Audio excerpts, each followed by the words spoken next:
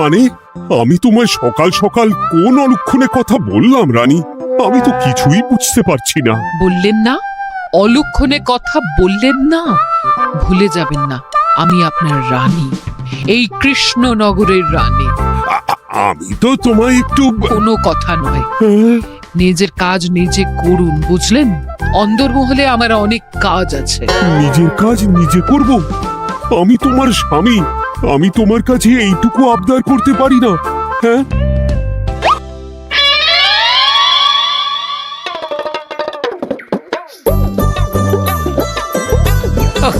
আজ গিন্নির সাথে বচসা করতে গিয়ে দেরি হয়ে গেল। মহারাজ আবার আমার দেরি দেখে রেগে না যান।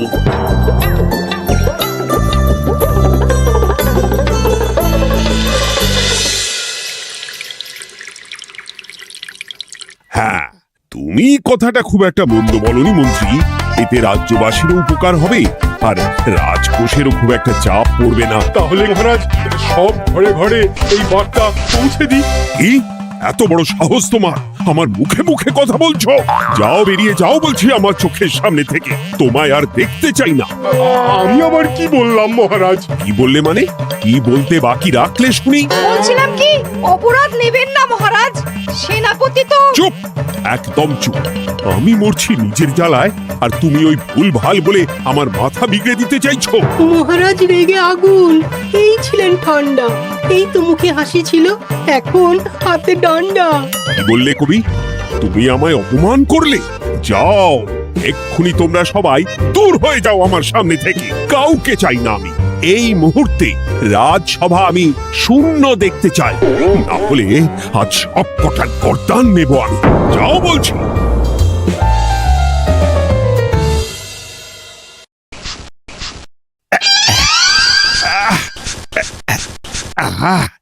একটু শান্তি হলো। ভেবেছিলাম রাজসভায় করব তাই রে নাই রে, রাজা দিলেন ঘাড় ধাক্কা, এখন সবাই বাইরে। সে তো তোমার জন্য, তুমিই তো বেমক্কা একটা এমন কবিতা বললে। কেন এইভাবে চড়ছেন মন্ত্রী মশাই? দোষ তো আপনারও। আপনি তো কি একটা বলে রাজা মশাইয়ের মাথা গরম করে দিলেন। আমি আবার কি বলেছি? আরে মহারাজ তো সেনাপতির ওপর রেগে গেলেন।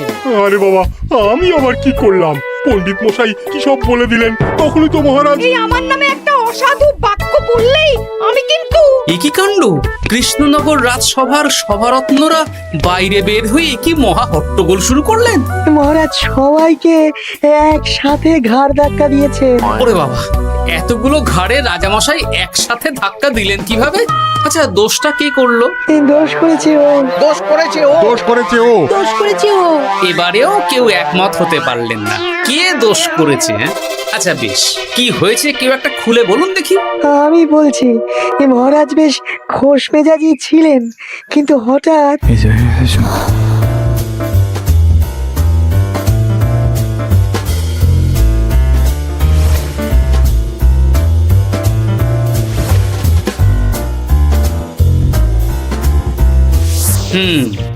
এই কাণ্ড!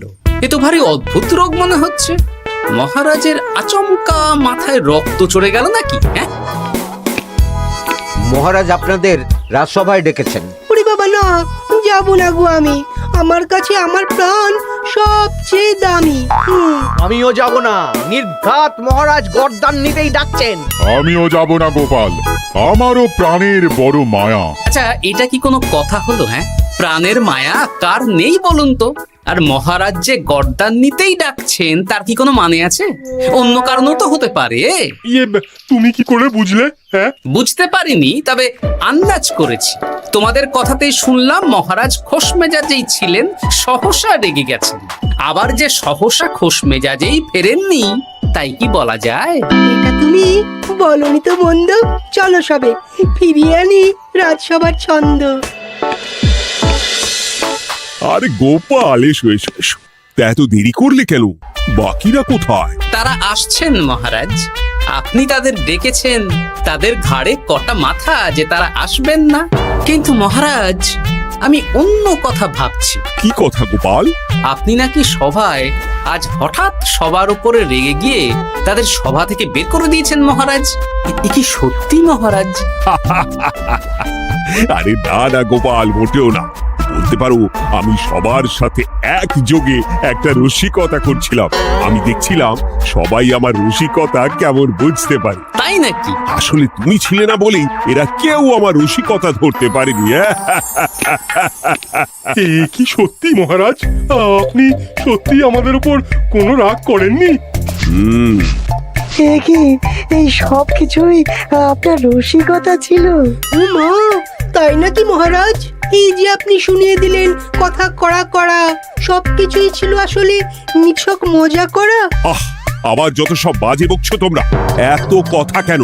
তোমরা কেউ আসলে মহারাজ কৃষ্ণচন্দ্রের রাজসভার যোগ্য নও। যাও যাও, দূর হয়ে যাও। কিন্তু মহারাজ, এই যে আপনি বললেন। আহ, তুমি সবার আগে যাও তো। তুমি হলে সব নষ্টের গোড়া। যাও বলছি, আমার আর ভালো লাগছে না। যাও। জব বাবা।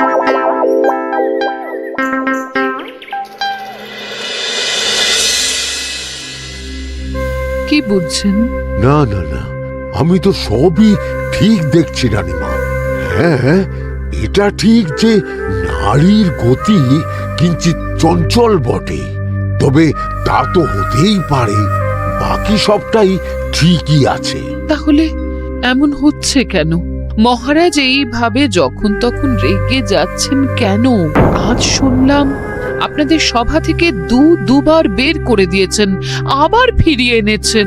হুম হুম হুম।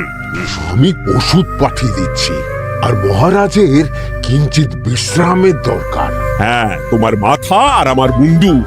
বলি, আমি বিশ্রাম নিলে রাজকার্যকে চালাবে শুনি তুমি, নাকি ওই অকর্মার ঢেকি মন্ত্রী? না মানে ওই আমি। যাও, আর আমার কথা বলতে ভালো লাগছে না। আমাকে একটু একা থাকতে দাও।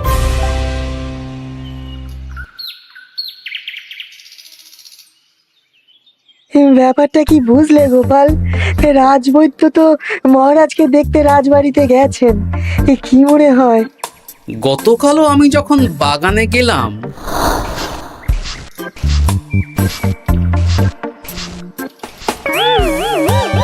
গোপাল, তোমার কি মনে হয় মহারাজকে কোন রোগে ধরেছে? এই রেগে যাচ্ছেন, আবার এই মাথা ঠান্ডা হয়ে গিয়ে ডেকে পাঠাচ্ছেন। আমি বলি কি গোপাল, তখন সবার সামনে বলিনি বটে, তবে এখন তোমার সামনে স্বীকার করতে বাধা নেই। কি কথা বিজ্ঞানী? মহারাজের এই রাগের কারণ হয়তো আমি। আমার মনে হয় আমার দোষেই উনি এরকম বারবার রেগে যাচ্ছেন। কেন? আসলে মহারাজ আমাকে একটা মাথা যন্ত্রণা সারার ওষুধ আবিষ্কারের দায়িত্ব দিয়েছিলেন, তো আমি অনেক চেষ্টা করেও সেই ওষুধটা আবিষ্কার করতে পারিনি। যেটা আবিষ্কার করেছি তাতে সেরকম কাজ হচ্ছে না। আমার মনে হয় ওনার মাথা ব্যথা থেকে এরকম হচ্ছে। সে যাই হোক, তুমি কিছু একটা করো গোপাল। মহারাজের অসুখ কিভাবে সারানো যাবে সেটা নিয়ে কিছু একটা ভাবো। ভাবতে তো হবেই। আজ সন্ধেবেলায় তুমি তোমার বাড়িতে বাকি সভাসদদের ডেকে আনো, আমি সমাধান সঙ্গে নিয়ে সময় মতো চলে আসবো। আচ্ছা বেশ, তাই হবে। আমি এখনই বাকিদের খবর দিয়ে দিচ্ছি। আর বিজ্ঞানী, একটু এদিকে এসো তো, একটা কথা আছে।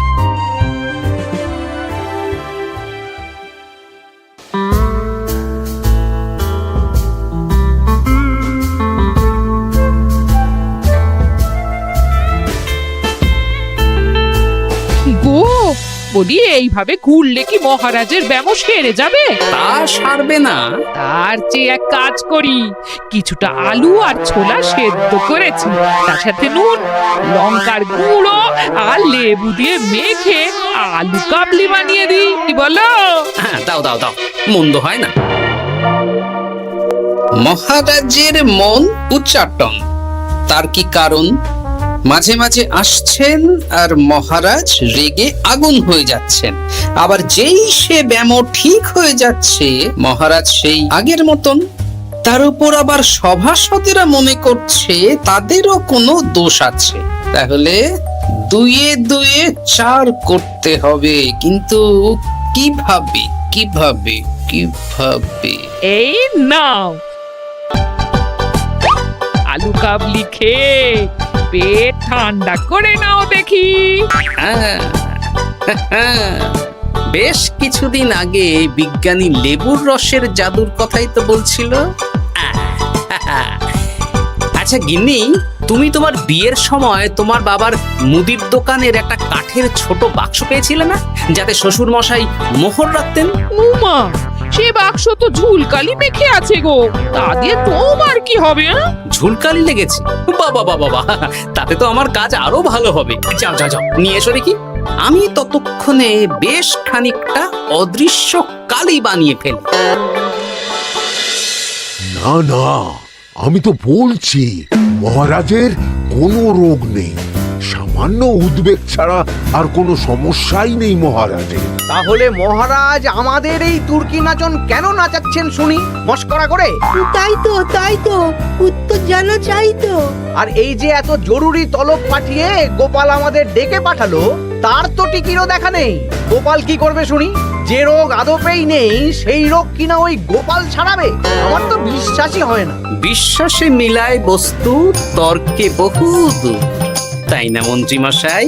তুমি পেলে গোপাল, মহারাজের রোগ সারাবার কোনো উপায় পেলে? আচ্ছা গোপাল, রাজবৈদ্য বলেছেন মহারাজের কোনোই অসুখ নেই, তা তুমি কি সারাবে শুনি? হ্যাঁ, রোগ হয়তো রাজবৈদ্য মশাই ধরতে পারেননি, কিন্তু কিছু তো আছেই যার জন্য মহারাজ এমন আচরণ করছেন, তাই না? তা তুমি বলো না মহারাজ এমন কেন করছেন, আর কি তার সমাধান? এক এক করে বলি। আমি ভেবে দেখলাম এর জন্য আমরাই দায়ী। বলো কি? আমরা সবাই কোনো না কোনো সময়ই মহারাজের রাগের কারণ হয়েছি, তাকে আঘাত দিয়েছি, বিষণ্ণ করেছি। ইচ্ছে করে করিনি হয়তো, কিন্তু করেছি। আর মহারাজ সেই সব কথা বুকে চাপা দিয়ে রেখেছেন। তুমি বলতে চাইছো অতীতে সেই সব ভুলের কারণেই মহারাজ এমন করছেন? আমার তো তাই মনে হয় সেনাপতি। আচ্ছা, তর্কের খাতিরে যদি তাই ধরে নিই, তাহলে এখন আমাদের কি করণীয়? আমরা তো কাল যন্ত্রে চেপে অতীতে ফিরে যেতে পারবো না যে সেই সব ভুলগুলো শুধরে দেব। তা হয়তো হবে না, কিন্তু কিংকর্তব্য বিমূঢ় বাবার আদেশ যদি মানি, তাহলে এই সমস্যার সমাধান সম্ভব মন্ত্রী মশাই। কি বললে? ত্রিকালজ্ঞ বাবা কিংকর্তব্য বিমূঢ়, সে আবার কি গোপাল? আছেন একজন জ্ঞানী ব্যক্তি, আমার খুব পরিচিত। তার দেওয়া একটা উপদেশ আমার জানা আছে। আমার বিশ্বাস তাতে মহারাজের এই সমস্যার সমাধান হয়ে যাবে। কি করে শুনি? এই কালি হলো অদৃশ্য কালি। কলম দিয়ে অদৃশ্য কালিতে কাগজের উপর লিখতে হবে। কি লিখতে হবে?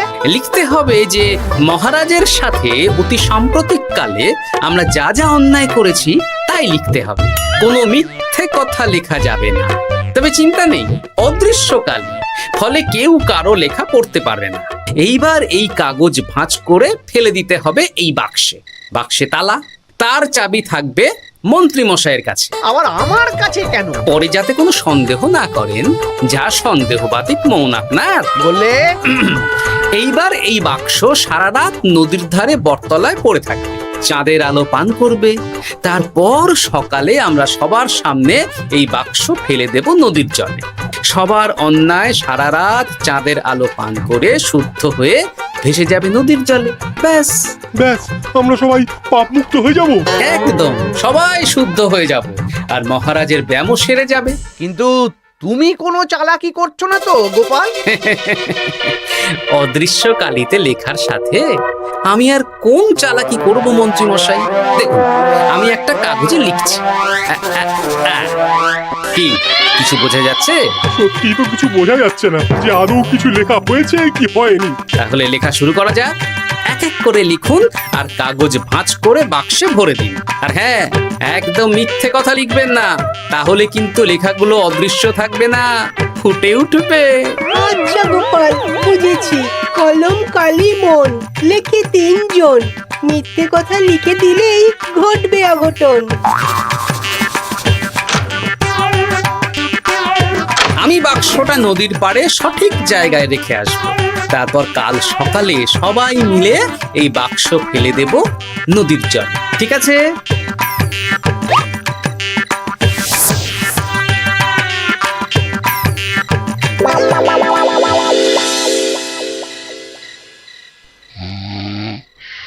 কথায় আছে, মনে যা আসে বলে যাও, ভুলেও লিখো না, তাহলেই বিপদে পড়বে।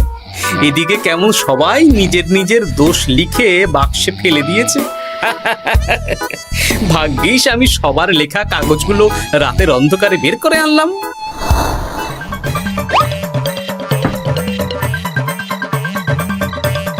এইবার এই কাগজগুলো ঢুকিয়ে দিলেই কেল্লা ফতে। এখন সবার পাপের স্বীকারোক্তি আমার হাতের মুঠোয়।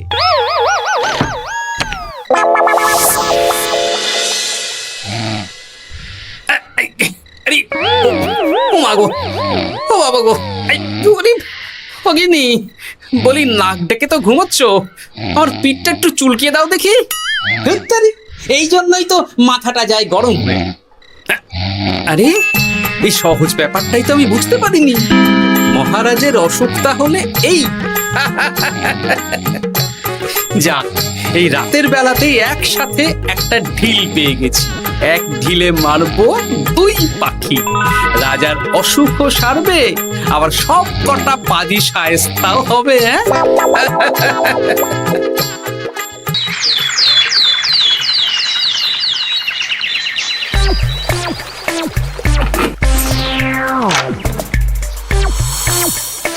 কি এইবার শান্তি হয়েছে তো মন্ত্রী মশাই? যেমন অদৃশ্য লেখা ছিল সেরকমই আছে তো? কিন্তু এতে কি মহারাজের রোগ সেরে যাবে? যাবে না মানে? মনে করুন সেরে গেছে।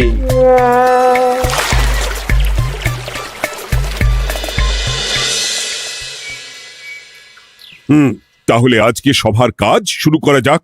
ক্ষমা করবেন মহারাজ, সবার কাজ শুরু করার আগে একটা দরকারি কাজ আগে করা দরকার। না হলে আবার কখন আপনি আমাদের কারো উপর রেগে যাবেন আর আমাদের সভা থেকে তাড়িয়ে দেবেন, তার তো ঠিক নেই, তাই না? গোপাল, আর বিরক্ত করো না। আমার এত সাহস নেই মহারাজ যে আমি আপনাকে বিরক্ত করব। আমি তো জানি নিজের পিঠ যখন নিজে চুলকোনো যায় না, আর কেউ থাকে না সেই পিঠ চুলকিয়ে দেবার মতো, তখন কিরকম বিরক্তি জেগে ওঠে, তাই না মহারাজ? এ কি গোপাল, তুমি এত কিছু কি করে জানো? জানাই তো আমার কাজ মহারাজ, আর এও জানি যে আপনার এই বিরক্তির পেছনে সভাসদগণের ভূমিকা ঠিক কি। তার মধ্যে তুমিও আছো গোপাল, তাই না? আছি, পুরো মাত্রায় আছি মহারাজ।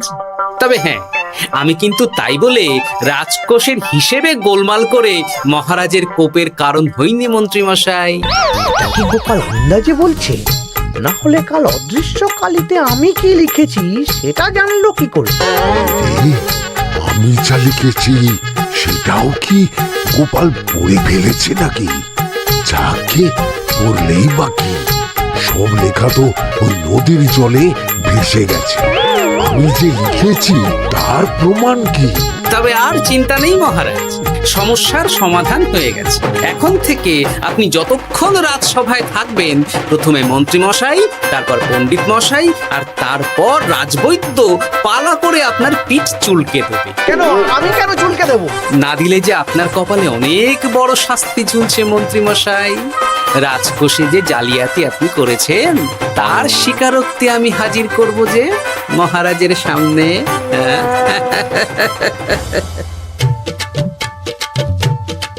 এই নিন মহারাজ মন্ত্রী মশাইয়ের পাপের স্বীকারোক্তি।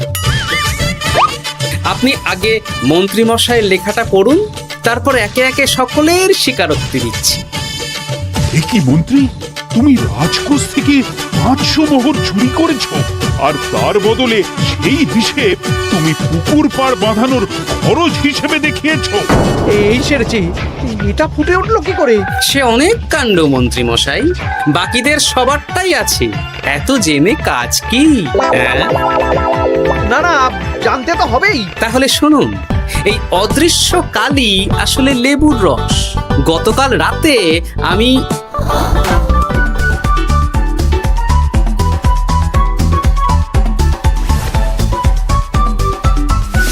এবার লেবুর রসে অদৃশ্য লেখা কেন বা কিভাবে ফুটে উঠলো সেটা বিজ্ঞানী বোঝাবে। লেবুর রসে লেখা আগুনের তাপে ধরলে ফুটে ওঠে, কারণ লেবুর রসে থাকা অম্ল কাগজের সাথে থাকা শ্বেতসারের সাথে বিক্রিয়া করে এবং তাপ পেলে সেই বিক্রিয়া দ্রুত হয়ে কাগজের শ্বেতসার রাসায়নিকভাবে পরিবর্তিত হয়ে গাঢ় রং ধারণ করে। অনেক দিন আগে বিজ্ঞানীর কাছে ব্যাপারটা জেনেছিলাম, আজ কাজে করে দেখালাম। এবার মন্ত্রী মশাই দেখুন, মহারাজের সেবা করা ভালো না তার বদলে চাবুক খাওয়া ভালো?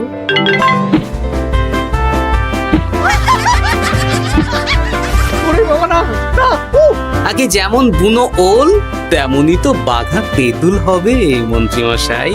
যা, রাজা মশাইয়ের মেজাজ আবার বিগড়ে যাওয়ার আগেই কাজ শুরু করে দিন ও বাকিদেরকে সেবা করার সুযোগ করে দিন। আজ থেকে ভুল হলে শুধরে নেব ভুলকে। মন্ত্রীমশাই মহারাজের পিঠ দেবে চুলকে।